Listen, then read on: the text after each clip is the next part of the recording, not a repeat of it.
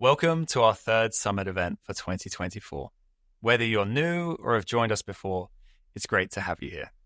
I'm Toby, Director of Product Marketing at UpGuard, and I wanted to start with a thank you. In July, we were named the #1 third-party and supplier risk management software by G2 Crowd in their summer reports, and that marks 2 years in a top position. So thank you for your continued support. Now, on to today. Summit is your opportunity to learn from your fellow security and risk peers, discover the latest updates to the UpGuard platform, and get a sneak peek at what's in store. Let's start with what's new. We've got 5 highlights which we think you'll love. First, we've introduced new risk categories across the platform. It's critical that our security ratings continue to evolve as the threat landscape changes. There are 5 new risk categories. These additions make it easier to understand the threats your organization is vulnerable to. They help with remediation by grouping together similar risks and make it easier to check compliance as they better align with industry standards. Second, we've made some big enhancements to how you manage vulnerabilities for both your organization and your vendors. We've introduced the Exploit Prediction Scoring System, known as EPSS, to help you prioritize your vulnerability management efforts.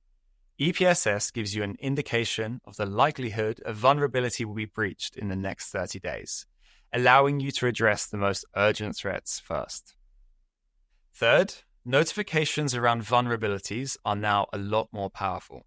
You can now create custom notifications for your vulnerabilities based on their CVSS severity for both your organization and your vendors. Now, this gets even better when you layer on conditional logic, such as only getting a notification when a vulnerability has a severity of 8 and above if they're a Tier 1 vendor with customer data. You can get started with these custom notifications today. Fourth, we've continued to make our vendor risk workflows even more comprehensive.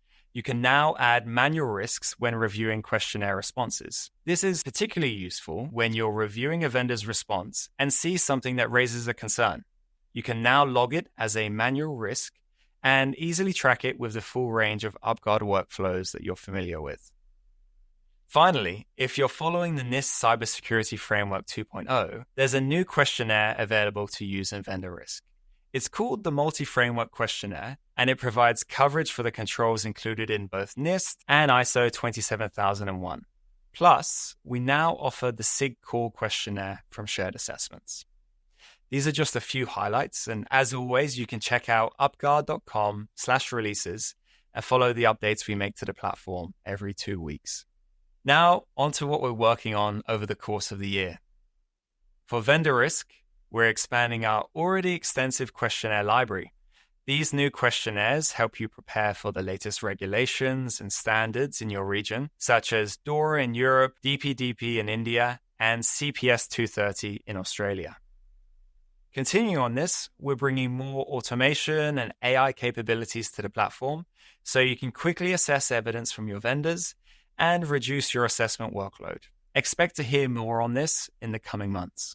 And finally, across the platform, when a risk has been identified in UpGuard, we know there's more that we can do to help you take action. We're adding more information to the risks that we surface, including new risk remediation guidance, so you can get detailed steps on what action you and your team can take. That's just a few highlights of what we're working on.